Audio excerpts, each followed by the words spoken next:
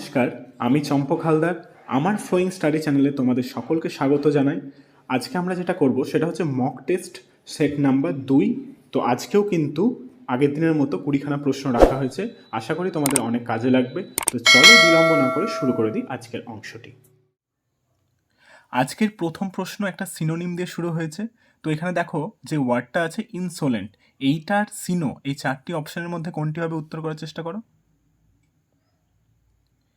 এখানে সঠিক উত্তর হয়ে যাবে অপশান এ, অর্থাৎ ডিসরেসপেক্টফুল। ইনসোলেন্ট মানে কি বলতো? ইনসোলেন্ট মানে হচ্ছে অপমানজনক বা অপমানকর অবস্থা। সেখান থেকে আমাদের যেটা হবে এর সিনো ডিসরেসপেক্টফুল। ডিসরেসপেক্টফুল মানেও হচ্ছে অপমানজনক অবস্থা বা যেখানে কোনো সম্মান নেই, সেটাকে ডিসরেসপেক্টফুল বলা হয়। আচ্ছা, বাকি অপশানগুলোর মানে দেখে নাও। ইনসলিউবল, ইনসলিউবল মানে হচ্ছে অদ্রবণীয় বা ব্যাখ্যা অতীত, এটা বলতে পারো। তারপর হচ্ছে দেখো আছে ডেপ্রিসিয়েটিং, ডেপ্রিসিয়েটিং মানে হচ্ছে ক্ষয়মূলক বা ক্ষয়কারক। আর তারপর ডি এর option the soul of the shoe, এটা মানে তোমরা জানোই। তো চলো, আশা করি বুঝতে পেরেছো। পরবর্তী প্রশ্নে চলে যাবো। পরবর্তী প্রশ্ন একটা অ্যান্টো আছে, দেখো এখানে আছে ফাইডল। এই ফাইডলের অ্যান্টো, এই চারটি অপশনের মধ্যে কোনটি হবে উত্তর করার চেষ্টা করো। এখানে সঠিক উত্তর হয়ে যাবে অপশন বি, অর্থাৎ এক্সপ্লিকেট। এক্সপ্লিকেট ফাইডল, ফাইডল মানে কি বলতো? ফাইডল মানে হচ্ছে বিভ্রান্ত করে দেওয়া, মানে যেখানে কোনো পরিষ্কারতা বা স্বচ্ছনতা নেই, সেটা হচ্ছে বিভ্রান্তিকর অবস্থা, সেটাকে বলা হয় ফাইডল।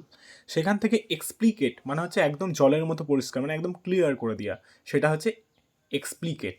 বাকি মানেগুলো তো জানোই। আপসেট মানে কি? আপসেট মানে হচ্ছে বিপর্যস্ত বা মর্মাহত অবস্থা। নন প্লাস মানে কি? হতবুদ্ধি হয়ে যায়, অর্থাৎ পারপ্লেক্স হতে পারে, পাজল হতে পারে, এগুলো হতে পারে। আর র্যাটল মানে কি? র্যাটল মানে হচ্ছে খড়খড় শব্দ বা ফসফস শব্দ, এটাই হচ্ছে র্যাটল। তো আশা করি বুঝতে পেরেছো। পরবর্তী প্রশ্নে চলে যাবো। পরবর্তী প্রশ্ন দেখে নাও। Choose the word nearest in meaning to the underline part. এখানে একটা সেন্টেন্স আছে, যেখানে সেন্টেন্সের মধ্যে একটা ওয়ার্ড আছে যেটার মানে এই চারটি অপশনের মধ্যে কোনটি হবে, অর্থাৎ এটা নিয়ারেস্ট মিনিং বা সিনো বলতেই পারো।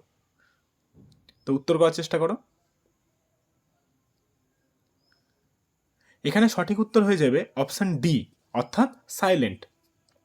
আচ্ছা, ট্যাসিট মানে কি? ট্যাসিট মানে হচ্ছে নীরব, একদম নীরব থাকা। সেখান থেকে সাইলেন্ট মানে হচ্ছে কি? নীরব থাকা। তার মানে এইটা ওইটার সিনোনিম হয়ে গেল, একদম সেম মানে। বাকিগুলোর মানে দেখে নাও। আনস্পোকেন মানে তো জানোই, অকথিত বা অব্যক্ত অবস্থা। ভোকাল মানে কি? ভোকাল মানে হচ্ছে কণ্ঠস্বর। আর ইনডিরেক্ট মানে হচ্ছে পরোক্ষ। পরবর্তী প্রশ্ন, choose the word most nearly opposite in meaning to the underline part. এইখানে একটা সেন্টেন্সে একই রকমভাবে একটা ওয়ার্ড আছে, সেই ওয়ার্ডটার আমাদের অপোজিট মিনিং এই চারটি ওয়ার্ডের মধ্যে কোনটি হবে উত্তর করার চেষ্টা করো।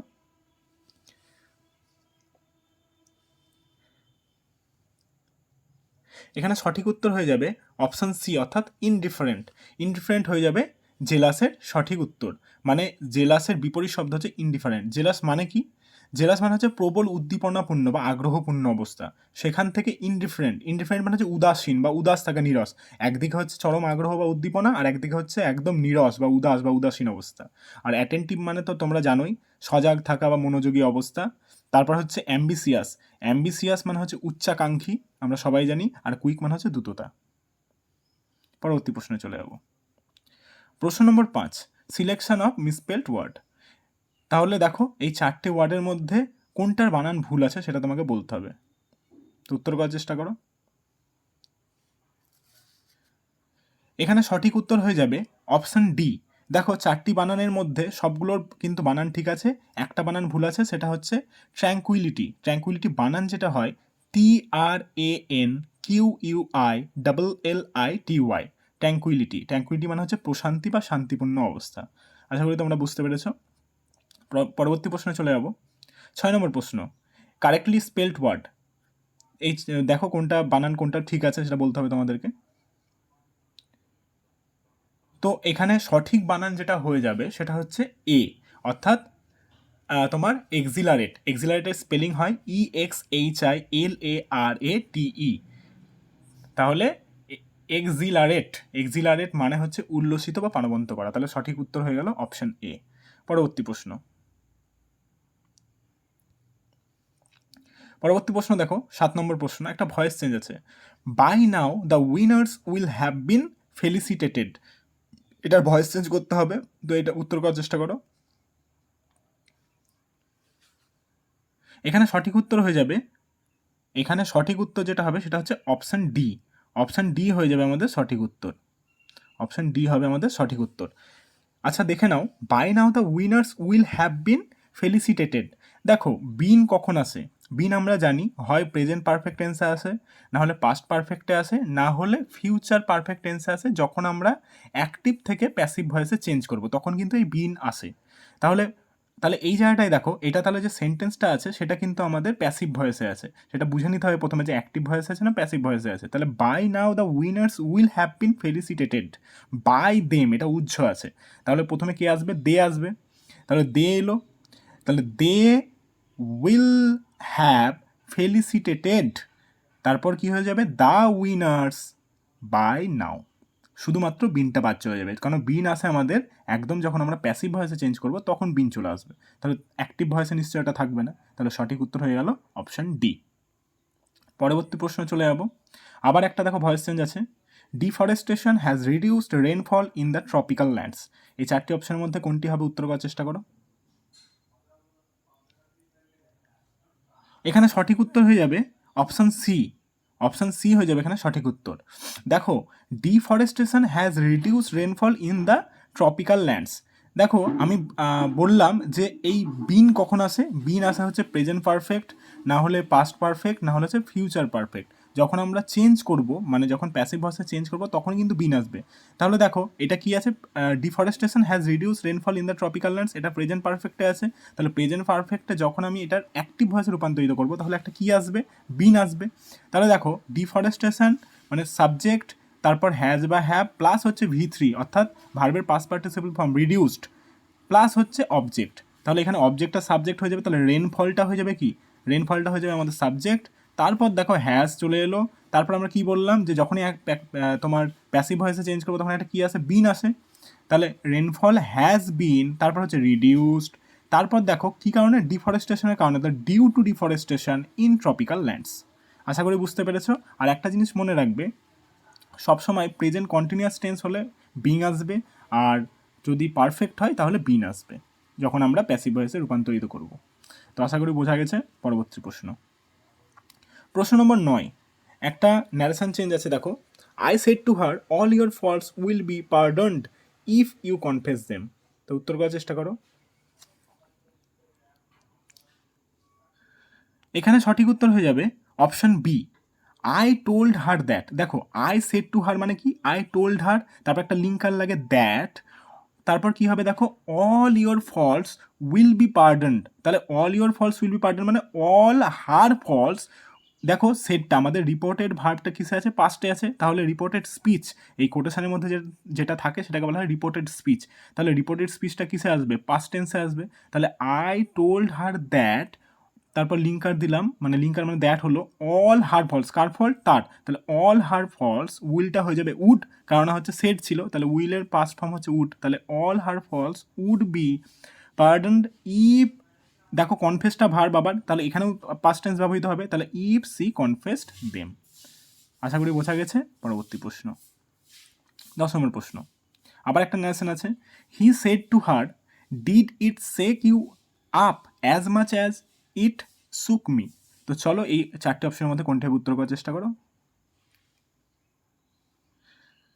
এখানে সঠিক উত্তর হয়ে যাবে অপশন ডি। অপশন ডি হয়ে যাবে সঠিক উত্তর। তো দেখে নাও, হি সেড টু হার মানে কি?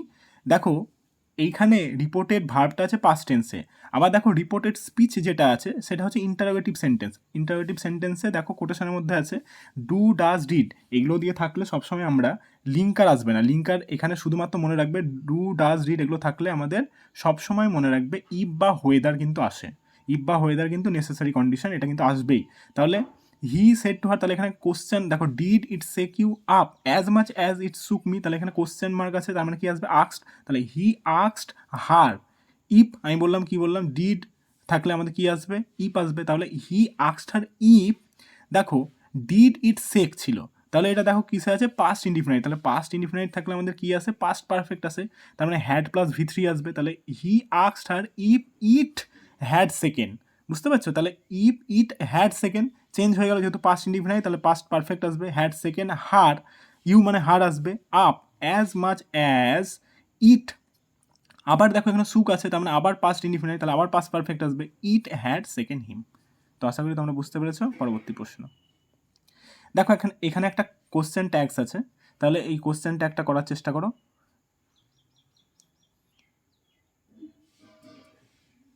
এখানে সঠিক উত্তর হয়ে যাবে অপশান ডি, অর্থাৎ ওন দে।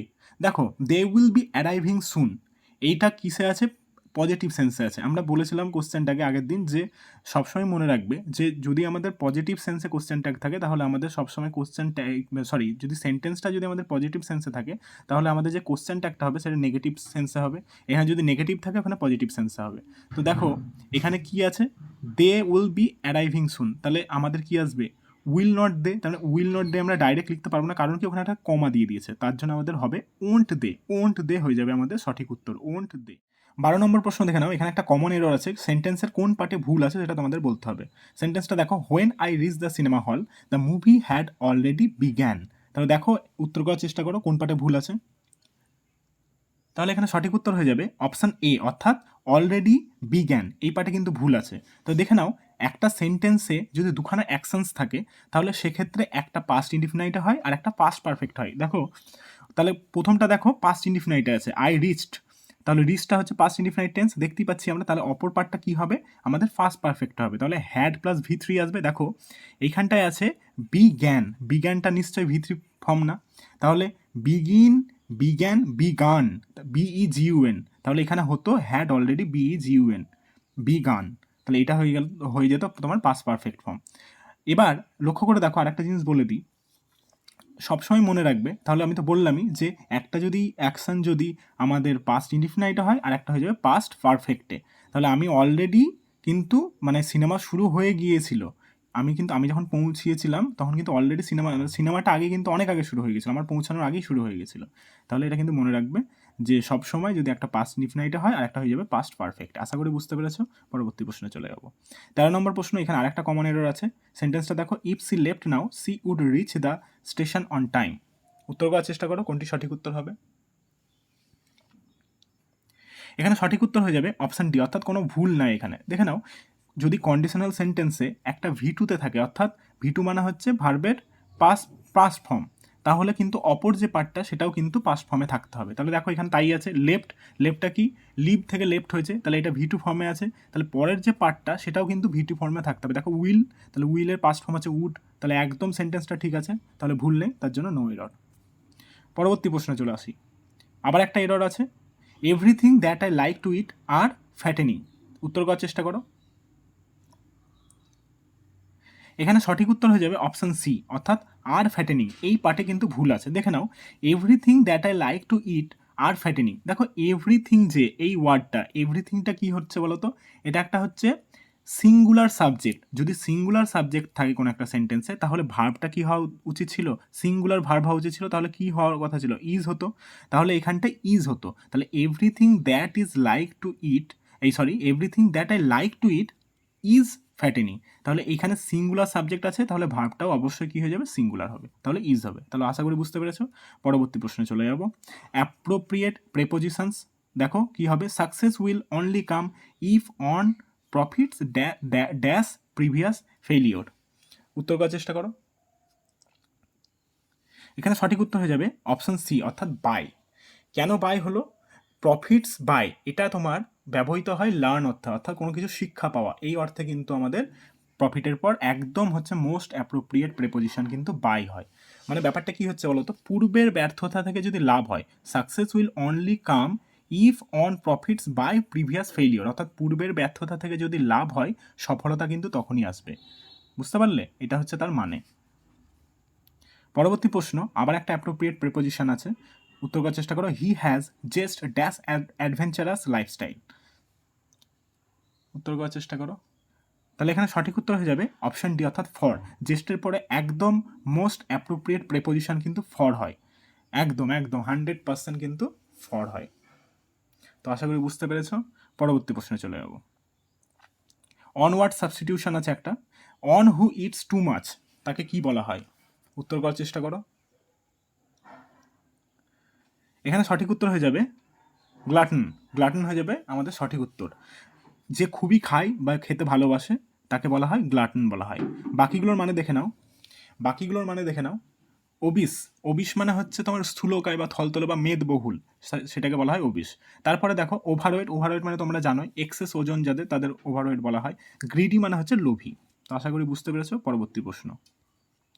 আবার একটা ওয়ান ওয়ার্ড সাবস্টিটিউশন আছে, দ্য স্টাডি অফ বার্ডস, তাকে কি বলা হয়? যে যে বিদ্যাতে তোমার ওই পাখিদের নিয়ে আলোচনা করা হয় সেটাকে কি বলা হয়?